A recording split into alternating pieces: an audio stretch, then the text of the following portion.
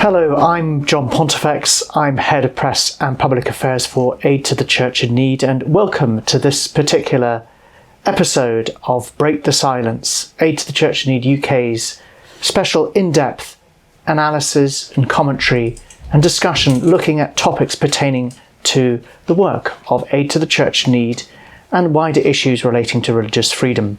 Well, today I'm joined by a very dear friend of mine who I've known for 20 years, Father Mark Odion, MSP. Father Mark has been in the UK for 20 years now, almost, but actually grew up in Lagos in Nigeria. And then when his father took a role in the military up in Kaduna, in the northern part of Nigeria, Father Mark went to Kaduna. And I remember travelling with Father Mark to Nigeria in 2013, and on that trip paid a visit to Kaduna. And I just wanted to ask Father, if I may start with a little bit of discussion about how you see the situation as having changed since the time of your childhood, when you were in your youth in Kaduna. How have things changed since that time, would you suggest? Thank you, John, for inviting me to this episode. I think I'm very happy to come here to be with the Aid to the Church in Need.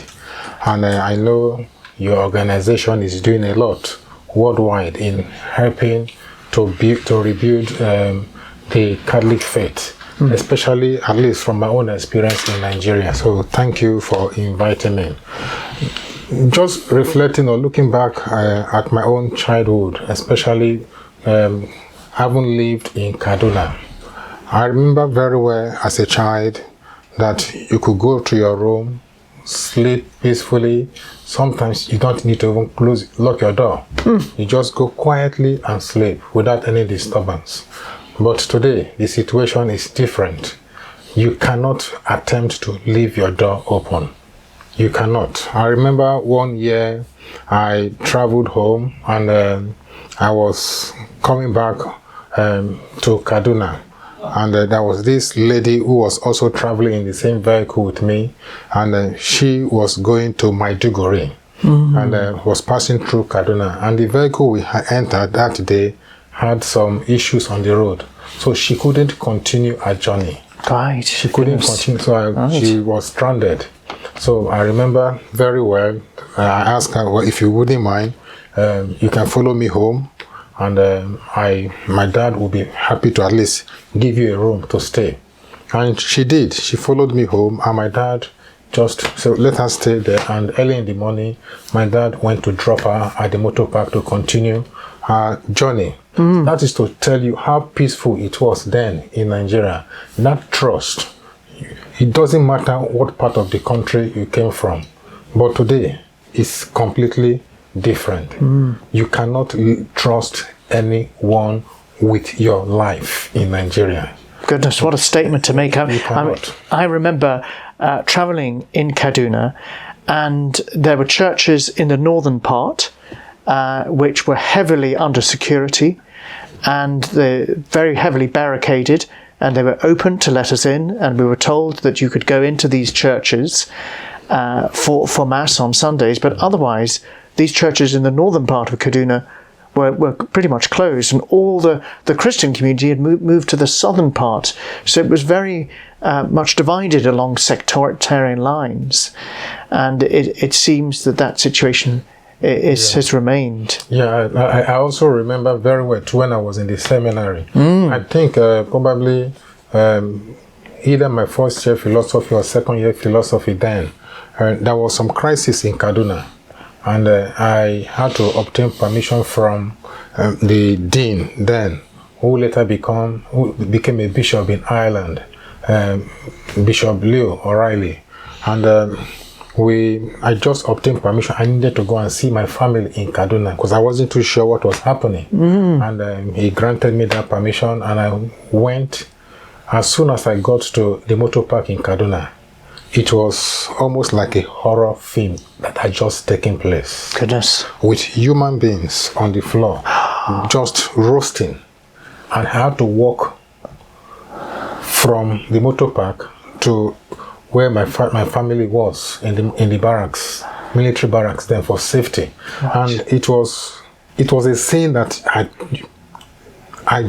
you wouldn't want to see. No, I can human imagine. Beings on the floor, dead everywhere, with security men, military men, heavily guarded.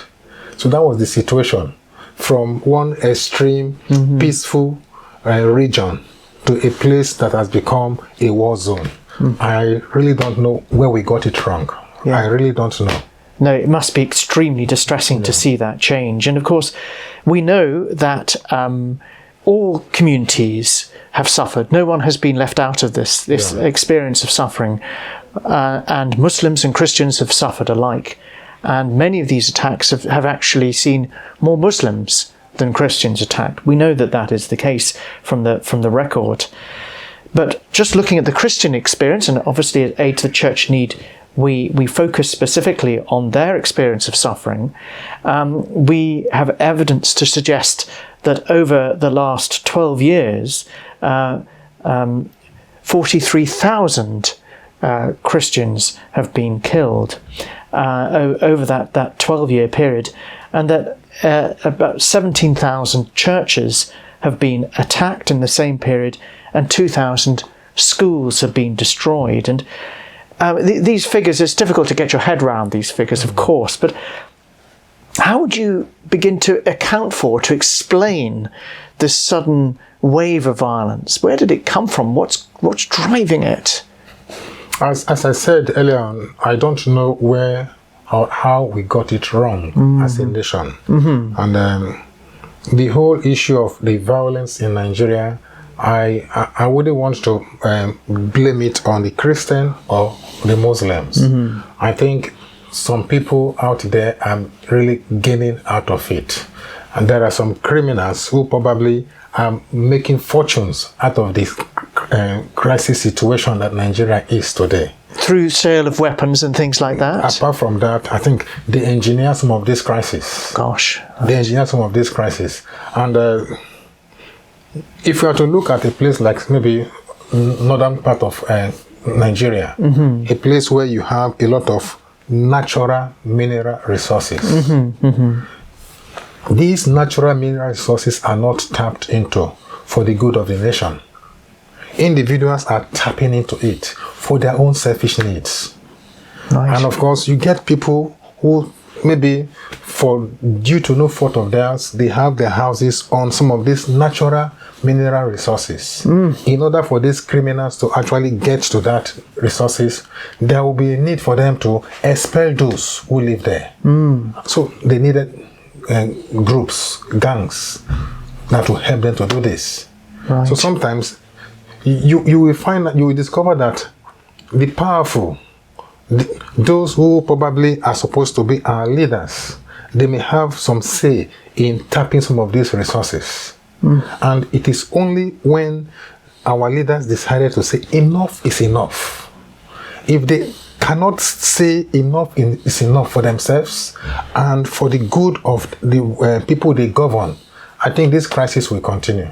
Right. Our leaders, I think there's a need for us to appeal to them. Let them think of the life that is being lost simply because of their own individual greeds. And of course, last year there was an election. We saw a new administration with Tinubu coming in. Is your sense that the situation is changing or is going to change under that new administration, or is it just the same business as usual? I wouldn't want to begin to think of change at this stage. I would say it's an earlier stage to begin to capitalize on change. But then, going back to the election, I personally voted, and I knew who I voted for in my own center. But when the result was announced, at the end of the day, we all saw it. In fact, it was publicly declared. I was there when they counted the vote, and I saw what was counted. But what was announced at the end of the day was different. Right, so there's electoral fraud. Serious one. Gosh. Serious one. So in a way, I don't know the intention of the new president. Right. sometimes people may be eager just to bear the name president. If that was his intention, he may not have the capacity to lead. I don't know. As I said earlier on, it's too early to begin to maybe make some judgmental statement about him. Let us see where the country will go from there.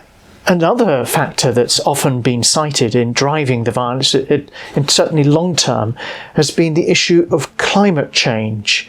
That in various ways, climate change has antagonized the situation in terms of pastoral farmers constantly in search of land, and obviously with climate change, desertification means that it's more difficult to find land that's watered and that's suitable for arable farming or herd farming.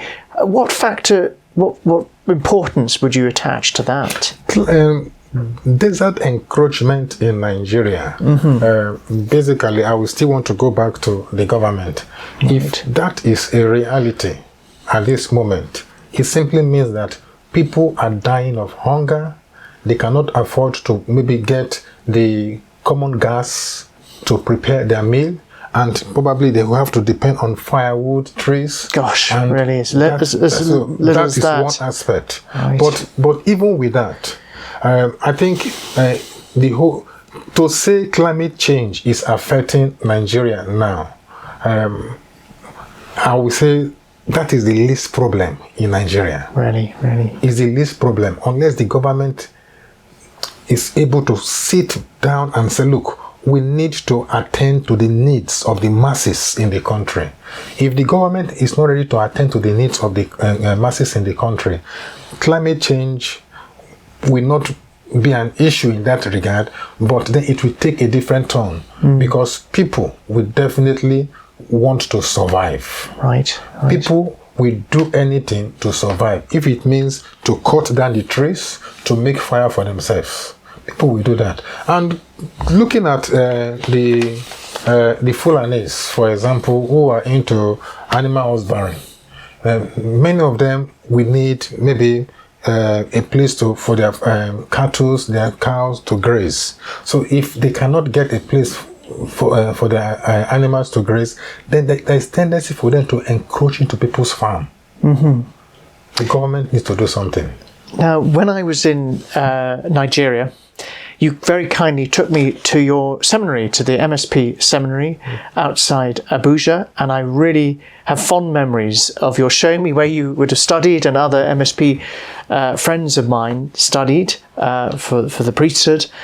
And we in this country, in the UK, have benefited hugely from the MSPs.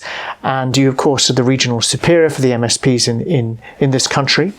And just looking at Nigeria and the work of the role of the MSPs, which, of course, ACN has funded through, in various ways, supporting the MSP fathers.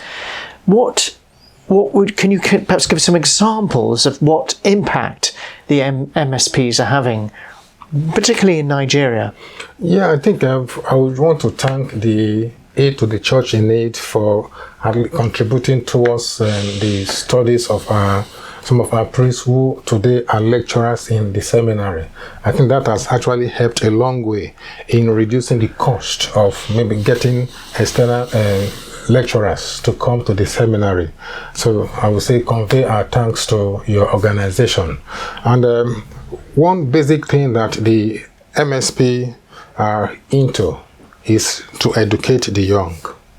And we have schools in Abuja and other places where we work in Nigeria. And of course, we have schools outside the country as well in some of the African countries. But then I would just want to pick on one of the schools in very close to the seminary, where the seminary basically funds everything about that school. Wow. Right from the point of paying the books, the school uniform, paying the teacher's salary, and try to even build the structure. The seminary or my congregation does that. And the reason why we took on that project is because we want to educate the young people in that village, in that community, where there is almost nothing for them. And if you don't educate the child, then you cannot educate the nation. No. You can't educate the nation. So our goal is to build the future leaders of that country.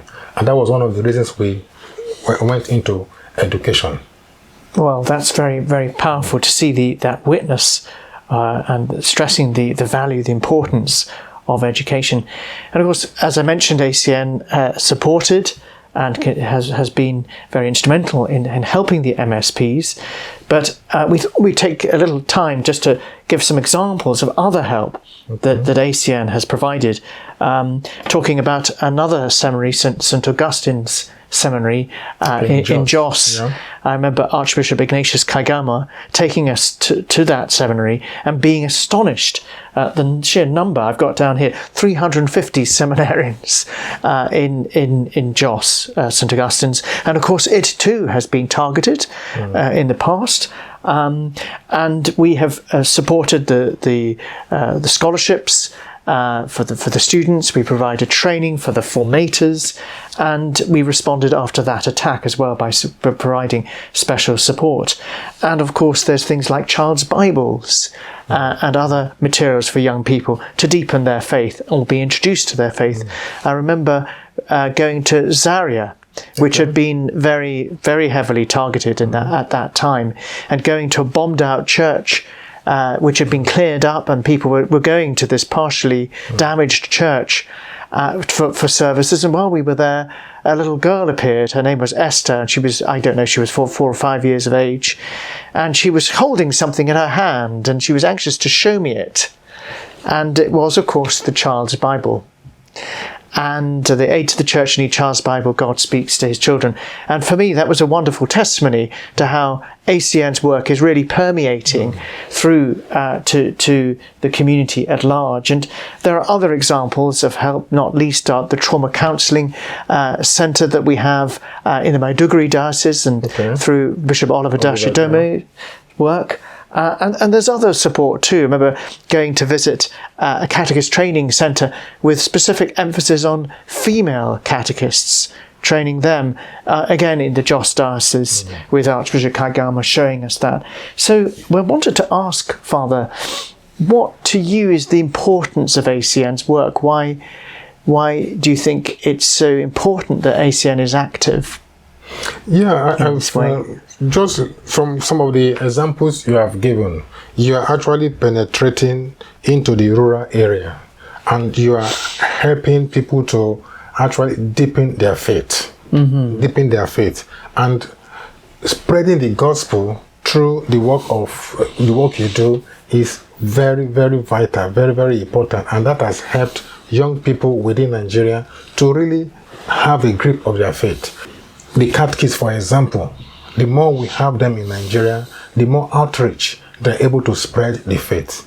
So, and that is as a result of the good work you are doing. And ACM is well known in most parts of Nigeria, simply because of the good work you are doing. Oh, that's really great to know. Please go ahead, help our bishops in Nigeria, help our institution to actually continue the good work of spreading the faith. We need to spread the faith. We do indeed. That is our mission as Christians. As Christians, I remember one particular place that I went to visit was St. Rita's Church in Kaduna.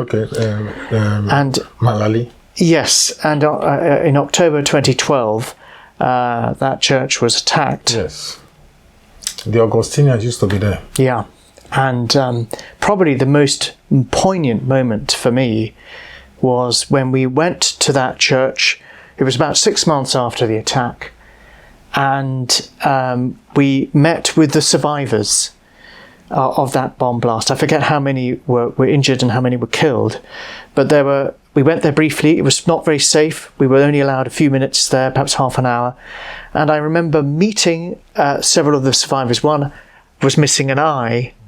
One, there was some disfigurement to the arm. Another had a limp. And we only had a few minutes. So I said, look, would one of you like to tell me your story? And the person who stepped forward was John Abba.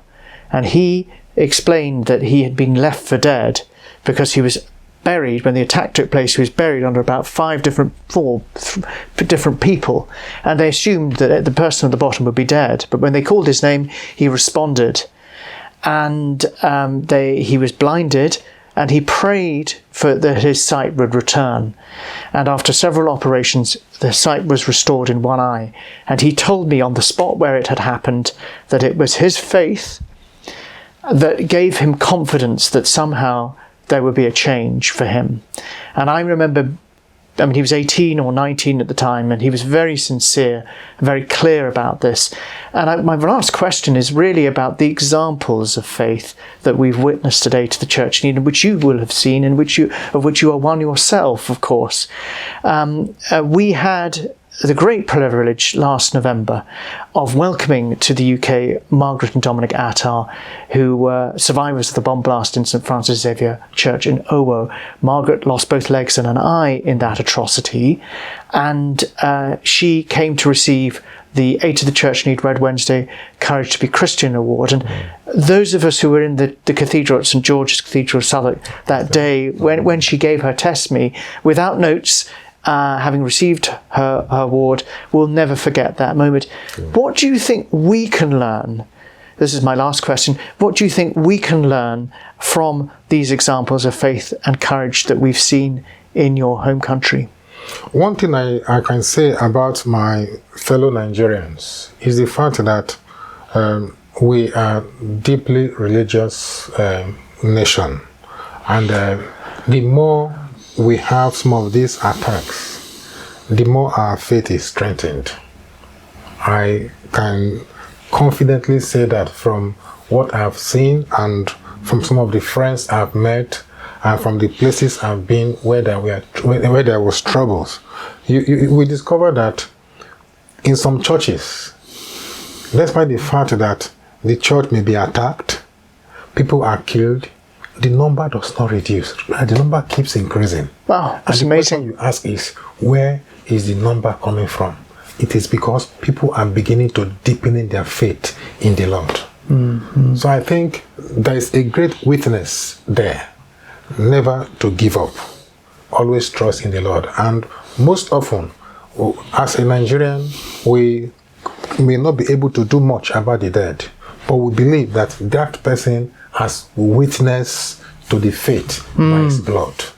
And as a result of that, we believe that such an individual, the Lord will bless him with his presence. So, and that is what is keeping most Nigerians going, our faith. We trust in God. Look at the country, for example. I don't think if there's any nation that experiences what we are experiencing in Nigeria today, such a nation would have gone into war. But there's every reason for Nigerians to go into war, but we choose not to, because we trust in God. We believe that despite the crisis we are facing, God will definitely come to our rescue one day. Well, thank you, Father Mark. It's been a wonderful pleasure to hear your testimony, to begin to appreciate your analysis and understanding of the challenges of your country. And please be assured of our commitment, our prayers, and our ongoing support for the church and the wider community in Nigeria. Thank you very much for being with us today. It's been great to have you with us. Thank you very much, and I want to say thank you to the Aid to the Church in Need for the good work you are doing. We want to encourage you to please keep doing it. Don't relent. There are many people who are actually benefiting from your good work. You may not see the fruit immediately, but people are really benefiting from it, especially in poor places like my country. People are benefiting from it. Thank you. Thank you, Father.